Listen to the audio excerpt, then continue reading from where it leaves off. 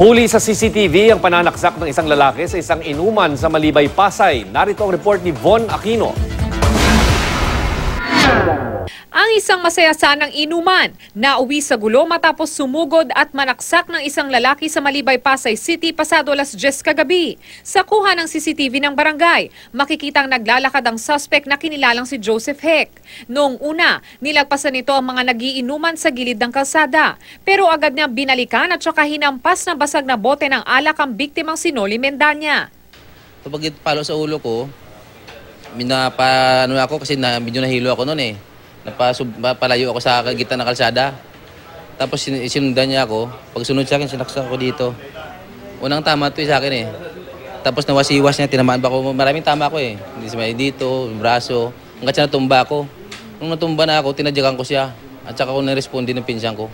Nakatakbo ang suspect matapos ang insidente, pero agad din siyang nadakip ng mga tanod. Pagkatapos po nung pangyayari, pumunta po doon yung suspect sa Riverside. Doon po namin naabutan. Inanyayahan po namin sa barangay at kusang loob naman po siyang sumama. Blanco naman ang biktima sa posibleng motibo ng suspect sa pananaksak. So yun, parang napagtripan niya kayo? Parang ganun siguro, ma'am. Kasi wala naman kaming away eh. Anong naisip mo? Bakit mo siya sinaktan? Ayoko na magsalita, mahirap. Bakit? Bakit mahirap? Basta ako,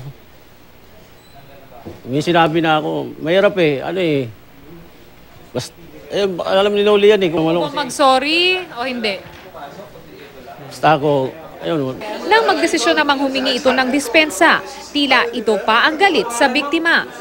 O sige, ako hingi ng sorry, sige. Noli, sorry ha. Diba? Walang problema ka lang, ginawa mo talaga sa akin. Wala naman tayong away eh. Tinatanong nga kita, ano mo problema, di ba?